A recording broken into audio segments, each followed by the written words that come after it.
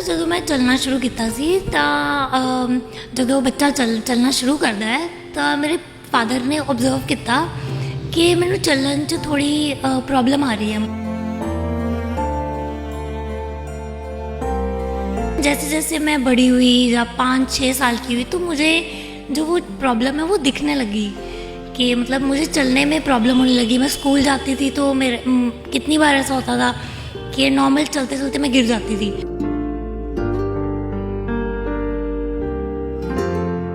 तो डॉक्टर्स भी मेरी रिपोर्टां देख के ही कहते सी कि इनू की प्रॉब्लम है, क्योंकि मेरे टेस्ट सारे नॉर्मल आते थे। टिल डेट मेरे सारे टेस्ट नॉर्मल आते हैं।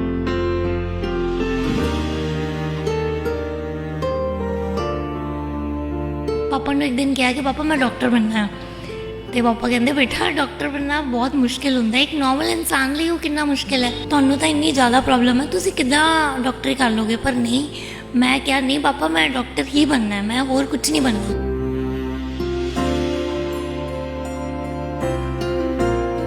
बट जदों मेरी काउंसलिंग हुई मैं कॉलेज गई तो उत्थे डॉक्टर्स की टीम बैठी सी ਤੇ ਉਹ ਡਾਕਟਰਸ ਨੇ ਮੈਨੂੰ ਕੁਝ ਨਹੀਂ ਪੁੱਛਿਆ। ਉਹ ਮੈਂ ਜਿੱਦਾਂ ਐਂਟਰ ਕੀਤੀ ਉਹਨਾਂ ਨੇ ਮੈਨੂੰ ਦੇਖਿਆ ਤੇ ਉਹ ਸ਼ੌਕ ਹੀ ਰਹਿ ਗਏ। ਉਹ ਕਹਿੰਦੇ ਬੇਟਾ ਤੁਸੀਂ ਨਹੀਂ ਕਰ ਸਕਦੇ MBBS।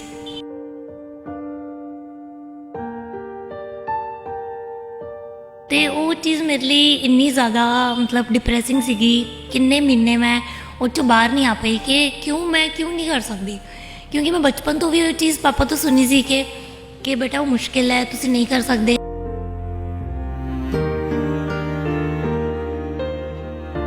ਇਹ ਸੋਚਦੇ ਹੋਵਾਂਗੇ ਕਿ ਜੇ ਮੈਂ ਖੁਦ ਡਾਕਟਰ ਬਣ ਜਾਂ ਤਾਂ ਫਿਰ ਆਪਣੀ ਜਿਹੜੀ ਸਮੱਸਿਆ ਮੈਨੂੰ ਆ ਮੈਂ ਉਹਦਾ ਇਲਾਜ ਖੁਦ ਕੋਈ ਲੱਭ ਸਕਾਂ। ਕੋਈ ਇਸ ਤਰ੍ਹਾਂ ਦਾ ਵੀ ਮਨ ਦੇ ਵਿੱਚ ਉਦੋਂ ਖਿਆਲ ਆਇਆ ਸੀ?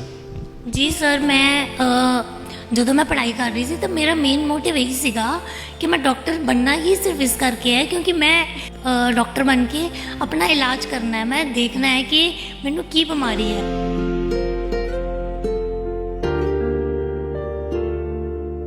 ਤੁਸੀਂ ਕਿਸੇ ਵੀ ਪਰਸਨ ਨੂੰ ਤੁਸੀਂ ਦੇਖਦੇ ਹੋ, ਚਾਹੇ ਉਹ ਮਤਲਬ ਜ਼ਰੂਰੀ ਨਹੀਂ ਹੈ ਕਿ ਉਹਨੂੰ ਸਿਰਫ ਫਿਜ਼ੀਕਲੀ ਪ੍ਰੋਬਲਮ ਹੋ, ਚਾਹੇ ਉਹ ਵਿਜ਼ੂਅਲੀ ਚੈਲੰਜਡ ਹੋ, ਮਤਲਬ ਉਹ ਦੇਖ ਨਹੀਂ ਸਕਦਾ ਜਾਂ ਉਹਨੂੰ ਸੁਣਾਈ ਨਹੀਂ ਦਿੰਦਾ, ਉਹ ਡੈਫ ਹੈ, ਉਹ ਡੰਬ ਹੈ, ਜਾਂ ਜਿਹਨੂੰ ਰੱਬ ਵੱਲੋਂ ਕੋਈ ਚੈਲੰਜ ਹੈ, ਤੇ ਉਸ ਬੰਦੇ ਦੀ ਕਦੇ ਵੀ ਕੈਪੇਬਿਲਿਟੀ ਨੂੰ ਜੱਜ ਨਾ ਕਰੋ।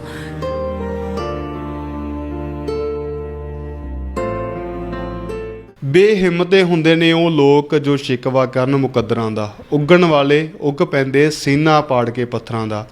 ਸਤਿ ਸ਼੍ਰੀ ਅਕਾਲ ਦਾ ਸਿਟੀ ਹੈਡਲਾਈਨਸ ਦੇਖ ਰਹੇ ਹੋ ਤੁਸੀਂ, ਮੈਂ ਤੁਹਾਡਾ ਦੋਸਤ ਗਗਨ ਸਮਾ। ਦੋਸਤੋ, ਇਹ ਜਿਹੜਾ ਮੁਹਾਵਰਾ ਹੈ ਇਹ ਤੁਸੀਂ ਅਕਸਰ ਹੀ ਸੁਣਿਆ ਹੋਵੇਗਾ ਲੋਕਾਂ ਨੂੰ, ਪਰ ਅਸਲ ਜਿਹੜੀ ਸਾਡੀ ਜ਼ਿੰਦਗੀ ਹੈ ਉਹਦੇ ਵਿੱਚ ਬਹੁਤ ਘੱਟ ਲੋਕ ਹੋਣਗੇ ਜਿਹੜੇ ਇਸ ਮੁਹਾਵਰੇ ਉੱਪਰ ਅਮਲ ਕਰਦੇ ਹੋਣਗੇ, ਕਿਉਂਕਿ ਅਸੀਂ ਸ਼ਿਕਵਾ ਕਰਦੇ ਰਹਿੰਦੇ ਹਾਂ, ਹਮੇਸ਼ਾ ਅਸੀਂ ਗੱਲਾਂ ਕਰਦੇ ਰਹਿੰਦੇ ਹਾਂ ਸਾਡੀ ਕਿਸਮਤ ਦੇ ਵਿੱਚ ਇਹ ਚੀਜ਼ ਰੱਬ ਨੇ ਲਿਖੀ ਨਹੀਂ ਹੈ, ਸਾਡੀ ਕਿਸਮਤ ਇੱਦਾਂ ਦੀ ਰੱਬ ਨੇ ਕਿਉਂ ਬਣਾਈ। ਪਰ ਅਸਲ ਦੇ ਵਿੱਚ ਜਿਹੜੀ ਗੱਲ ਹੈ ਕਿ ਕਿਸਮਤ ਹੱਥਾਂ ਦੀਆਂ ਲਕੀਰਾਂ ਨੇ ਜਿਹੜੀਆਂ ਉਹ ਬੰਦੇ ਨੂੰ ਆਪਣੇ ਆਪ ਬਣਾਉਣੀਆਂ ਪੈਂਦੀਆਂ, ਅਤੇ ਸਾਰੀਆਂ ਚੀਜ਼ਾਂ ਨੂੰ ਪਿੱਛੇ ਛੱਡਦਿਆਂ ਹੋਇਆਂ ਇੱਕ ਰੇਸ ਦੇ ਵਿੱਚੋਂ ਅੱਗੇ ਲੰਘਣਾ ਪੈਂਦਾ ਅਤੇ ਆਪਣਾ ਜਿਹੜਾ ਨਾਮ ਹੈ ਉਹ ਰੌਸ਼ਨ ਕਰਨਾ ਪੈਂਦਾ ਹੈ। ਅੱਜ ਇਸੇ ਤਰ੍ਹਾਂ ਦਾ ਹੀ ਜਿਹੜਾ ਇੱਕ ਕੰਮ ਕੀਤਾ ਪੰਜਾਬ ਦੀ ਧੀ ਨੇ, ਜਿਹਨੇ ਪੂਰੀ ਦੁਨੀਆ ਦੇ ਵਿੱਚ ਆਪਣਾ ਨਾਮ ਰੌਸ਼ਨ ਕੀਤਾ। ਬੇਸ਼ੱਕ ਸਰੀਰਕ ਪੱਖੋਂ ਉਹਨਾਂ ਨੂੰ ਥੋੜ੍ਹੀ ਜਿਹੀ ਪ੍ਰੋਬਲਮ ਆ, ਉਹ ਠੀਕ ਨਹੀਂ ਹੈ, ਪਰ ਹਿੰਮਤ ਦੀ ਗੱਲ ਕਰੀਏ ਤਾਂ ਹੌਸਲੇ ਦੀ ਗੱਲ ਕਰ ਲਈਏ ਤਾਂ ਦਾਤ ਦੇਣੀ ਜ਼ਰੂਰ ਬਣਦੀ ਹੈ।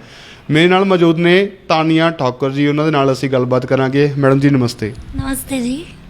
ਸੋ ਸਭ ਤੋਂ ਪਹਿਲਾਂ ਤਾਂ ਮੈਂ ਇਹੀ ਗੱਲ ਪੁੱਛੂੰਗਾ ਕਿ ਤੁਹਾਨੂੰ ਕਿਸ ਤਰ੍ਹਾਂ ਪ੍ਰੋਬਲਮ ਜਿਹੜੀ ਆਈ ਸੀਗੀ, ਜੋ ਬਚਪਨ ਤੋਂ ਸੀਗੀ, ਜਿੱਦਾਂ ਤੁਸੀਂ ਕਿ ਇੱਕ ਤੋਂ ਲੱਤ ਵੱਲੋਂ ਜਿਹੜੀ ਪ੍ਰੋਬਲਮ ਹੈ, ਦਿੱਕਤ ਹੈ, ਇਹ ਸ਼ੁਰੂ ਤੋਂ ਸੀਗੀ ਜਾਂ ਬਾਅਦ ਦੇ ਵਿੱਚ ਹੋਇਆ? ਸਰ ਜਦੋਂ ਮੈਂ ਚੱਲਣਾ ਸ਼ੁਰੂ ਕੀਤਾ ਸੀ ਤਾਂ ਜਦੋਂ ਬੱਚਾ ਚੱਲਣਾ ਸ਼ੁਰੂ ਕਰਦਾ ਹੈ ਤਾਂ ਮੇਰੇ ਫਾਦਰ ਨੇ ਆਬਜ਼ਰਵ ਕੀਤਾ ਕਿ ਮੈਨੂੰ ਚੱਲਣ 'ਚ ਥੋੜੀ प्रॉब्लम आ रही है, मतलब मैं थोड़ी ना अपनी एड़ी उठा के चल रही थी। तो उसके बाद मेरे फादर ने डॉक्टर्स को दिखाना शुरू किया, तो डॉक्टर्स यही कहते थे कि जो भी मतलब अभी इसकी ग्रोइंग एज है तो ऐसे बच्चा थोड़ा ऐसे चलता है, कोई बात नहीं, ये जब बड़ी होगी इसका अपने आप प्रॉब्लम ठीक हो जाएगी, ऐसा कुछ घबराने वाली बात नहीं है। लेकिन जैसे जैसे मैं बड़ी हुई या 5-6 साल की हुई तो मुझे जो वो प्रॉब्लम है वो दिखने लगी कि मतलब मुझे चलने में प्रॉब्लम होने लगी। मैं स्कूल जाती थी तो मेरे कितनी बार ऐसा होता था कि नॉर्मल चलते चलते मैं गिर जाती थी। तो मुझे ना देख के ऐसा लगता था कि सब बच्चे अपना सारा काम ईज़िली कर रहे हैं, मुझसे नहीं होता था। तो उसके बाद फिर मेरे फादर ने बड़े बड़े हॉस्पिटल्स, पीजीआई, एम्स, हर जगह पे दिखाया। तो उधर भी डॉक्टर्स मेरे बहुत सारे टेस्ट्स करते थे। तो टेस्ट्स के बाद वो डॉक्टर्स यही कहते थे कि टेस्ट इसके सारे नॉर्मल हैं, सारे ਜਿਹੜੇ ਟੈਸਟ ਹੈ ਉਹ ਨੋਰਮਲ ਹੈਗੇ ਆ, ਤੇ ਕੀ ਬਿਮਾਰੀ ਹੈ ਫਿਰ। ਤੇ ਡਾਕਟਰਸ ਵੀ ਮੇਰੀ ਰਿਪੋਰਟਾਂ ਦੇਖ ਕੇ ਇਹ ਕਹਿੰਦੇ ਸੀ ਕਿ ਇਹਨੂੰ ਕੀ ਪ੍ਰੋਬਲਮ ਹੈ, ਕਿਉਂਕਿ ਮੇਰੇ ਟੈਸਟ ਸਾਰੇ ਨੋਰਮਲ ਆਉਂਦੇ ਸੀਗੇ।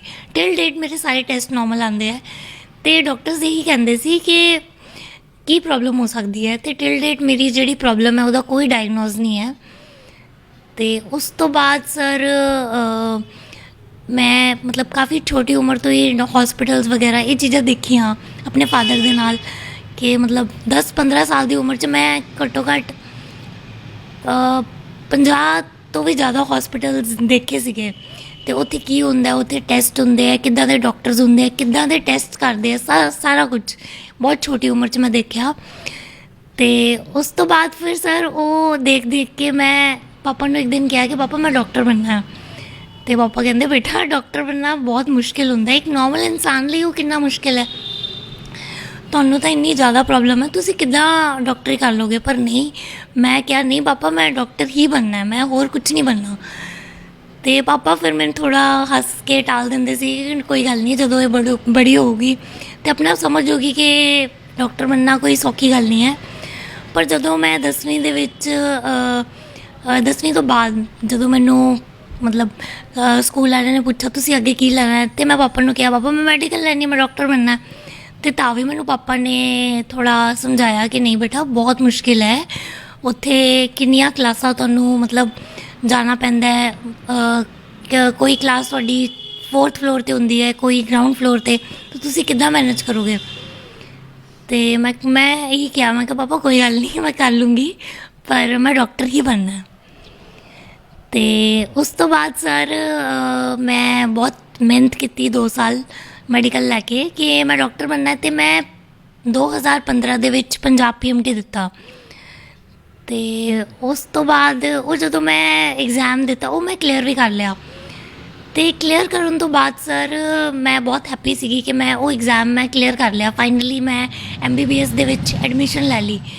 ਬਟ ਜਦੋਂ ਮੇਰੀ ਕਾਉਂਸਲਿੰਗ ਹੋਈ, ਮੈਂ ਕਾਲਜ ਗਈ ਅਤੇ ਉੱਥੇ ਡਾਕਟਰਸ ਦੀ ਟੀਮ ਬੈਠੀ ਸੀ, ਅਤੇ ਉਹ ਡਾਕਟਰਸ ਨੇ ਮੈਨੂੰ ਕੁਛ ਨਹੀਂ ਪੁੱਛਿਆ। ਉਹ ਮੈਂ ਜਿੱਦਾਂ ਐਂਟਰ ਕੀਤੀ ਉਹਨਾਂ ਨੇ ਮੈਨੂੰ ਦੇਖਿਆ ਅਤੇ ਉਹ ਸ਼ੌਕ ਹੀ ਰਹਿ ਗਏ। ਉਹ ਕਹਿੰਦੇ ਬੇਟਾ ਤੁਸੀਂ ਨਹੀਂ ਕਰ ਸਕਦੇ MBBS। ਅਤੇ ਉਹਨਾਂ ਨੇ ਮੈਨੂੰ ਕੋਈ ਕੁਐਸਚਨ ਵੀ ਨਹੀਂ ਕੀਤਾ, ਕੁਛ ਵੀ ਨਹੀਂ ਪੁੱਛਿਆ। ਉਹਨਾਂ ਨੇ ਬਸ ਇਹ ਕਿਹਾ ਕਿ ਬੇਟਾ ਤੁਸੀਂ MBBS ਨਹੀਂ ਕਰ ਸਕਦੇ ਅਤੇ ਤੁਸੀਂ ਰਿਜੈਕਟਡ ਹੋ। ਅਤੇ ਉਹ ਚੀਜ਼ ਮੇਰੇ ਲਈ ਇੰਨੀ ਜ਼ਿਆਦਾ ਮਤਲਬ ਡਿਪਰੈਸਿੰਗ ਸੀਗੀ, ਕਿੰਨੇ ਮਹੀਨੇ ਮੈਂ ਉਹ 'ਚੋਂ ਬਾਹਰ ਨਹੀਂ ਆ ਪਾਈ ਕਿ ਕਿਉਂ ਨਹੀਂ ਕਰ ਸਕਦੀ। ਕਿਉਂਕਿ ਮੈਂ ਬਚਪਨ ਤੋਂ ਵੀ ਉਹ ਚੀਜ਼ ਪਾਪਾ ਤੋਂ ਸੁਣੀ ਸੀ ਕਿ ਬੇਟਾ ਉਹ ਮੁਸ਼ਕਿਲ ਹੈ, ਤੁਸੀਂ ਨਹੀਂ ਕਰ ਸਕਦੇ। ਅਤੇ ਜਦੋਂ ਮੈਂ ਉਹ ਕਲੀਅਰ ਵੀ ਕਰ ਲਿਆ ਐਗਜ਼ਾਮ, ਫਿਰ ਵੀ ਮੈਨੂੰ ਮਤਲਬ ਡਾਕਟਰਸ ਦੀ ਟੀਮ ਦੇਖ ਕੇ ਕਹਿੰਦੀ ਕਿ ਨਹੀਂ ਬੇਟਾ ਤੁਹਾਡੇ ਤੋਂ ਨਹੀਂ ਹੋਊਗੀ ਅਤੇ ਤੁਸੀਂ ਰਿਜੈਕਟਡ ਹੋ। ਉਹਨਾਂ ਨੇ ਮੇਰੀ ਜਿਹੜੀ ਐਪਲੀਕੇਸ਼ਨ ਹੈ ਉਹਦੇ ਉੱਤੇ ਵੱਡਾ ਰਿਜੈਕਟਡ ਦੀ ਸਟੈਂਪ ਲਾ ਕੇ ਉਹਨਾਂ ਨੇ ਮੈਨੂੰ ਰਿਜੈਕਟ ਕਰਤਾ। ਅਤੇ ਉਸ ਤੋਂ ਬਾਅਦ ਫਿਰ ਮੈਂ ਪਾਪਾ ਨੂੰ ਕਿਹਾ ਕਿ ਪਾਪਾ ਕਿ MBBS ਦੇ ਇਲਾਵਾ ਅਸੀਂ ਕਿਹੜੀ ਫੀਲਡ 'ਚ ਡਾਕਟਰ ਬਣ ਸਕਦੇ ਹੈ।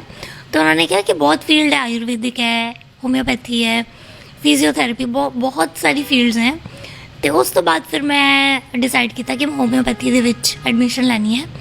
ਅਤੇ ਇੱਥੇ ਸਾਡੇ ਲੁਧਿਆਣਾ 'ਚ ਕਾਲਜ ਹੈ, ਲਾਰਡ ਮਹਾਵੀਰਾ ਹੋਮਿਓਪੈਥਿਕ ਕਾਲਜ, ਉੱਥੇ ਮੈਂ ਵਿਜ਼ਿਟ ਕੀਤਾ। ਅਤੇ ਉੱਥੇ ਮੈਂ ਪ੍ਰਿੰਸੀਪਲ ਜਿਹੜੇ ਉੱਥੇ ਸੀਗੇ ਡਾਕਟਰ ਰਵਿੰਦਰ ਕੋਚਰ, ਉਹਨਾਂ ਨੂੰ ਮੈਂ ਆਪਣੀ ਸਾਰੀ ਸਟੋਰੀ ਦੱਸੀ ਅਤੇ ਉਹਨਾਂ ਨੇ ਕੁਛ ਨਹੀਂ ਦੇਖਿਆ, ਉਹਨਾਂ ਨੇ ਮੈਨੂੰ ਉੱਥੇ ਐਡਮਿਸ਼ਨ ਦੇ ਦਿੱਤੀ। ਅਤੇ ਫਿਰ ਸਰ ਮੈਂ 5 ਸਾਲ ਉੱਥੇ ਆਪਣੀ ਜਦ ਕਿ ਮੈਨੂੰ ਮੁਸ਼ਕਿਲਾਂ ਆਈਆਂ ਇੱਦਾਂ ਦੀਆਂ ਕਿ ਮੈਂ ਬਹੁਤ ਈਜ਼ੀਲੀ ਉਹ ਡਿਗਰੀ ਕਰ ਲਈ। ਮੈਨੂੰ ਬਹੁਤ ਸਾਰੇ ਚੈਲੰਜਸ ਵੀ ਫੇਸ ਕਰਨੇ ਪਏ, ਜਿੱਦਾਂ ਫਿਜ਼ੀਕਲ ਐਕਟੀਵਿਟੀ, ਬਹੁਤ ਕੁਝ ਪ੍ਰੈਕਟੀਕਲਸ ਹੁੰਦੇ ਸੀਗੇ, ਕੋਈ ਕਲਾਸ ਕਿੱਥੇ ਸੀਗੀ, ਬਟ ਫਿਰ ਵੀ ਮੈਂ ਬਹੁਤ ਹਿੰਮਤ ਦੇ ਨਾਲ ਮੈਂ ਉਹ ਚੀਜ਼ ਸਾਰੀ ਜਿਹੜੇ ਮੈਂ 5.5 ਸਾਲ ਦੀ ਡਿਗਰੀ ਹੈ ਉਹ ਮੈਂ ਸਾਰੀ ਕੰਪਲੀਟ ਕੀਤੀ। ਅਤੇ ਮੈਂ ਆਪਣੀ ਡਾਕਟਰੀ ਦੀ ਡਿਗਰੀ ਉਸ ਤੋਂ ਬਾਅਦ ਇਸ ਸਾਲ ਜਨਵਰੀ ਦੇ ਵਿੱਚ ਮੈਂ ਕੰਪਲੀਟ ਕੀਤੀ ਹੈ। ਅੱਜ ਫਿਰ ਤੁਹਾਡੇ ਕੋਲ ਡਿਗਰੀ ਵੀ ਹੈ, ਤੁਹਾਡਾ ਜਿਹੜਾ ਸੁਪਨਾ ਸੀ ਡਾਕਟਰ ਬਣਨ ਦਾ ਉਹ ਵੀ ਤੁਹਾਡਾ ਸੁਪਨਾ ਪੂਰਾ ਹੋ ਗਿਆ। ਹੁਣ ਤਾਨੀਆ ਠਾਕੁਰ ਨੂੰ ਕਿਸ ਤਰ੍ਹਾਂ ਮਹਿਸੂਸ ਹੁੰਦਾ ਹੈ? ਬਹੁਤ ਅੱਛਾ ਮਹਿਸੂਸ ਹੁੰਦਾ ਹੈ ਕਿ ਮੈਂ ਸੁਸਾਇਟੀ ਨੂੰ ਇੱਕ ਚੀਜ਼ ਦਿਖਾਈ ਹੈ ਕਰਕੇ ਕਿ ਇੱਦਾਂ ਕੁਛ ਨਹੀਂ ਹੈ ਕਿ ਤੁਹਾਨੂੰ ਅਗਰ ਪ੍ਰੋਬਲਮ ਹੁੰਦੀ ਹੈ ਤਾਂ ਤੁਸੀਂ ਕੁਛ ਨਹੀਂ ਕਰ ਸਕਦੇ। ਇਹ ਸਿਰਫ ਮਾਈਂਡ ਦੀ ਗੇਮ ਹੁੰਦੀ ਹੈ ਕਿ ਅਗਰ ਤੁਸੀਂ ਸੋਚ ਲਿਆ ਕਿ ਮੈਂ ਉਹ ਚੀਜ਼ ਕਰਨੀ ਹੈ ਤੇ ਰੱਬ ਵੀ ਤੁਹਾਨੂੰ ਮਤਲਬ ਤੁਹਾਡੇ ਲਈ ਰਸਤੇ ਖੋਲ੍ਹਦਾ ਹੈ ਤੇ ਉਹ ਚੀਜ਼ ਈਜ਼ੀ ਕਰ ਦਿੰਦਾ ਹੈ। ਤੇ ਜੇ ਹੁਣ ਮੈਂ ਗੱਲ ਕਰ ਲਾਂ, ਹੁਣ ਤੁਸੀਂ ਪ੍ਰੈਜ਼ੈਂਟ ਟਾਈਮ ਇੱਕ ਡਾਕਟਰ ਹੋ, ਹੁਣ ਤੁਹਾਡੇ ਕੋਲ ਕਿਸ ਤਰ੍ਹਾਂ ਦੇ ਮਰੀਜ਼ ਆਉਂਦੇ ਆ ਤੇ ਕਿਸ ਤਰ੍ਹਾਂ ਫਿਰ ਉਹਨਾਂ ਦਾ ਇਲਾਜ ਕਰਦੇ ਹੋ? सर मैं बेसिकली मैं क्रॉनिक डिजीज़ पे ज़्यादा काम करती हूँ, जिस ऐसी डिजीज़ क्योंकि मैंने बचपन से वो चीज़ देखी हुई है कि बहुत सारी जो ऐसी डिजीज़, क्योंकि मेरी भी डिज़ीज़ का आज तक कोई इलाज नहीं है, तो मैंने यही सोचा था कि मैं जो नॉर्मल बीमारियाँ होती हैं या जिदा खांसी जुकाम ये उत्ते मैं काम नहीं करना। मैं गंभीर बीमारियाँ जिदा cancer, liver disease, kidney disease जिदे विच पेशेंट्स नू मतलब कोई उम्मीद ਰਹਿੰਦੀ ਨਹੀਂ ਕਿ ਮੈਂ ਠੀਕ ਵੀ ਹੋ ਸਕਦਾ ਹੈ, ਤੇ ਉਹ ਬਿਮਾਰੀਆਂ 'ਚ ਮੈਂ ਕੰਮ ਕਰਦੀ ਹਾਂ ਆਪਣੇ ਫਾਦਰ ਦੇ ਨਾਲ। ਤੇ ਅਸੀਂ ਇੱਕ ਸਾਇੰਸ ਹੈ ਸਟੈਮ ਸੈਲ ਥੈਰੇਪੀ, ਉਹਦੇ ਉੱਤੇ ਕੰਮ ਕਰਦੇ ਆ ਤੇ ਉਹ ਸਾਇੰਸ ਦੇ ਨਾਲ ਅਸੀਂ ਪੇਸ਼ੈਂਟਸ ਨੂੰ ਠੀਕ ਕਰਦੇ ਆ। ਤੇ ਸਾਡੇ ਬਹੁਤ ਜ਼ਿਆਦਾ ਦੂਰੋਂ ਸਾਡੇ ਕੋਲ ਪੇਸ਼ੈਂਟ ਆਉਂਦੇ ਆ, ਆਸਟ੍ਰੇਲੀਆ ਤੋਂ, ਕੈਨੇਡਾ ਤੋਂ, ਤੇ ਉਹ ਵਧੀਆ ਚੱਲ ਰਿਹਾ ਸਰ। ਜੇ ਮੈਂ ਗੱਲ ਕਰਾਂ ਤਾਂ ਫਿਰ ਤਾਨੀਆ ਠਾਕਰ ਨੂੰ ਜ਼ਿੰਦਗੀ ਦੇ ਵਿੱਚ ਕਿੰਨੀਆਂ ਸਾਰੀਆਂ ਮੁਸ਼ਕਲਾਂ ਦਾ ਸਾਹਮਣਾ ਕਰਨਾ ਪਿਆ। ਵੈਸੇ ਤਾਂ ਤੁਸੀਂ ਦੱਸ ਵੀ ਦਿੱਤਾ ਕਿ ਬਹੁਤ ਤਰ੍ਹਾਂ ਦੀ ਦਿੱਕਤ ਆਉਂਦੀਆਂ, ਕੋਈ ਇਹੋ ਜਿਹੀ ਗੱਲ ਹੋਵੇ ਜ਼ਿੰਦਗੀ 'ਚ ਜਿਹਨੇ ਸਭ ਤੋਂ ਵੱਧ ਤੁਹਾਡਾ ਦਿਲ ਦੁਖਾਇਆ ਹੋਵੇ? ਸਰ ਮੈਨੂੰ ਸਭ ਤੋਂ ਜਿਹੜੀ ਚੀਜ਼ ਹੈ ਜਿਹਨੇ ਮੇਰਾ ਸਭ ਤੋਂ ਜ਼ਿਆਦਾ ਅੱਜ ਤੱਕ ਦਿਲ ਦੁਖਾਇਆ ਉਹ ਇਹੀ ਚੀਜ਼ ਹੈ ਕਿ ਮੈਂ ਇੰਨੀ ਮਿਹਨਤ ਦੇ ਨਾਲ ਐਡਮਿਸ਼ਨ ਲਿੱਤੀ ਸੀ MBBS 'ਚ, ਤੇ ਉਹਨਾਂ ਨੇ ਮੈਨੂੰ ਬਿਨਾਂ ਦੇਖੇ ਉਹ ਚੀਜ਼ ਰਿਜੈਕਟ ਕਰਤਾ। ਤੇ ਮੈਂ ਸੁਸਾਇਟੀ ਨੂੰ ਇਹ ਮੈਸੇਜ ਦੇਣਾ ਚਾਹੁੰਦੀ ਹਾਂ ਕਿ ਤੁਸੀਂ ਕਿਸੇ ਵੀ ਪਰਸਨ ਨੂੰ ਤੁਸੀਂ ਦੇਖਦੇ ਹੋ, ਚਾਹੇ ਉਹ ਮਤਲਬ ਜ਼ਰੂਰੀ ਨਹੀਂ ਹੈ ਕਿ ਉਹਨੂੰ ਸਿਰਫ ਫਿਜ਼ੀਕਲੀ ਪ੍ਰੋਬਲਮ ਹੋ, ਚਾਹੇ ਉਹ ਵਿਜ਼ੂਅਲੀ ਚੈਲੰਜਡ ਹੋ, ਮਤਲਬ ਉਹ ਦੇਖ ਨਹੀਂ ਸਕਦਾ ਜਾਂ ਉਹਨੂੰ ਸੁਣਾਈ ਨਹੀਂ ਦਿੰਦਾ, ਉਹ ਡੈਫ ਹੈ, ਉਹ ਡੰਬ ਹੈ, ਜਾਂ ਜਿਹਨੂੰ ਰੱਬ ਵੱਲੋਂ ਕੋਈ ਚੈਲੰਜ ਹੈ, ਤੇ ਉਸ ਬੰਦੇ ਦੀ ਕਦੇ ਵੀ ਕੈਪੇਬਿਲਿਟੀ ਨੂੰ ਜੱਜ ਨਾ ਕਰੋ, ਕਿਉਂਕਿ ਤੁਹਾਨੂੰ ਨਹੀਂ ਪਤਾ ਉਹ ਕਿਸ ਲੈਵਲ ਤੱਕ ਜਾ ਸਕਦਾ ਹੈ, ਕਿਉਂਕਿ ਉਹਦਾ ਮਾਈਂਡ ਸਟਰੋਂਗ ਹੈ।